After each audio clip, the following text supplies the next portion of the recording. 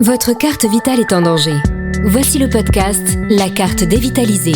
Un mouvement citoyen et apolitique dont la devise est « Ensemble, rénovons notre système de santé ». Un rendez-vous de et avec Jean-François Damour. Un partenariat avec l'ANCMP, l'Association nationale des collaborateurs de ministres et de parlementaires et familles de France. Une production JSB Conseil. Nous sommes fidèles au rendez-vous avec Jean-François Damour. Bonjour Jean-François. Bonjour Sébastien. Des questions posées par nos auditeurs. Et nous avons Soraya, qui a 52 ans, qui habite Colombes et qui dit dans le cadre de l'exercice médical et face à la crise du Covid, on a pu lire que le Conseil de l'Ordre des médecins interdit la prescription de certains traitements.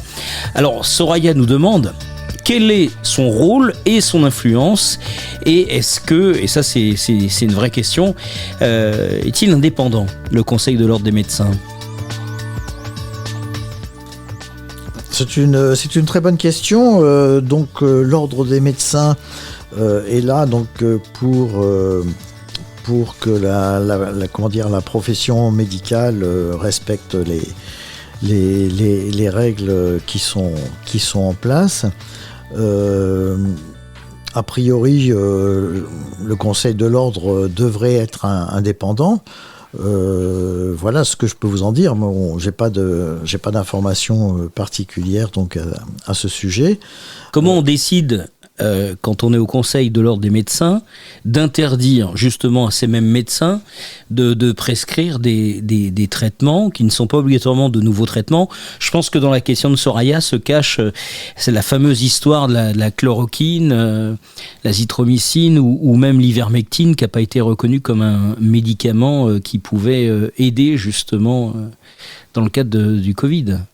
Alors en ce qui concerne l'interdiction de prescription des médicaments, là je peux pas vous dire si c'est le Conseil de l'Ordre qui décide de lui-même en fonction des données de la littérature ou si c'est au niveau si ça dépend du niveau national, par exemple de l'Agence de sécurité pour le médicament. Là, ce sont des rouages qu'on connaît mal, donc je suis désolé, mais je peux pas répondre de façon précise à cette question. Il faut savoir qu'il y a des différents, il y a des conseils de l'ordre dans chaque département, et puis il y a le Conseil de l'Ordre national qui fait le lien entre tous les conseils de l'ordre départementaux. Et ensuite, il y a sûrement des articulations, des communications à l'intérieur du Conseil de l'Ordre, mais là, je n'ai aucune information concernant le sujet. Alors, vous êtes angiologue, Jean-François. On va poser la question autrement.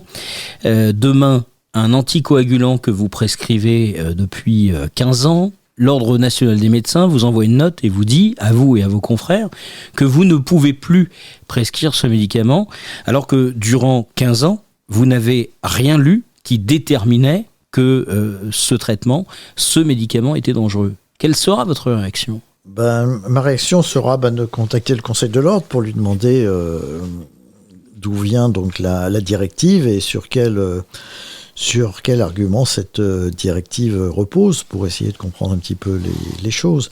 Alors ce qu'il faut savoir, c'est c'est une très bonne question, parce que justement sur les anticoagulants, il y a un anticoagulant qui est prescrit pratiquement exclusivement, qui est prescrit exclusivement et pris exclusivement en France, qui s'appelle le Préviscan. C'est un anticoagulant très, très ancien. Et depuis longtemps, il est recommandé, mais c'est simplement une recommandation, d'éviter cet anticoagulant, puisque justement, il n'y a qu'en France qu'on le consomme, ce qui veut dire qu'un patient qui est sous Préviscan, quand il va à l'étranger, s'il oublie de prendre sa boîte de Préviscan, il n'en trouvera pas, et donc il faudra qu'il prenne un autre anticoagulant, mais dont la posologie sera différente. En plus, pour connaître la bonne posologie, c'est un peu compliqué, parce qu'il faut faire des prises de sang, il faut mesurer ce qu'on appelle l'INR, et c'est le bon sens d'utiliser d'autres anticoagulants. Et de plus, il y a des études récentes qui ont prouvé qu'il y avait pas mal d'effets secondaires et qu'en particulier, il pouvait y avoir une altération de la fonction rénale à cause de la prise de Préviscan. Donc là, il y a dans ce cadre-là, si on recevait donc une directive du Conseil de l'Ordre en disant qu'il vaut mieux éviter la prescription de ce fameux Préviscan, ça serait une excellente chose. Parce que malheureusement, actuellement, le fait que le Préviscan entraîne une dégradation de l'état rénal, c'est un fait qui est assez récent, et la plupart des médecins, même spécialistes, ne sont pas informés de cette action néfaste. Merci beaucoup Jean-François. Merci Sébastien. Et rendez-vous très vite évidemment au cœur de la carte dévitalisée. Au plaisir Sébastien. Carte dévitalisée. Ensemble, rénovons notre système de santé. Le podcast. On rénove. Eh oui. Vous réagissez, bien sûr, vous le savez, sur les réseaux sociaux. Jean-François D'Amour vous invite sur la page de la carte dévitalisée. Et je sais que beaucoup d'entre vous ont également tapé Jean-François D'Amour, D-A-M-O-U-R, sur Facebook. Et vous pouvez aussi avoir beaucoup d'informations sur sa page personnelle concernant tous les chantiers qui sont mis en activité depuis un certain nombre d'années pour essayer d'améliorer et de sauver notre système de santé à la française.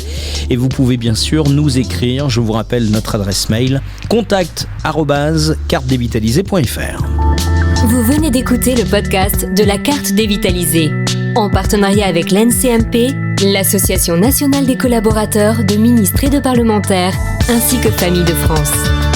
Retrouvez-nous sur cartedévitalisée.fr, mais aussi sur tous les réseaux sociaux en tapant tout simplement Carte dévitalisée.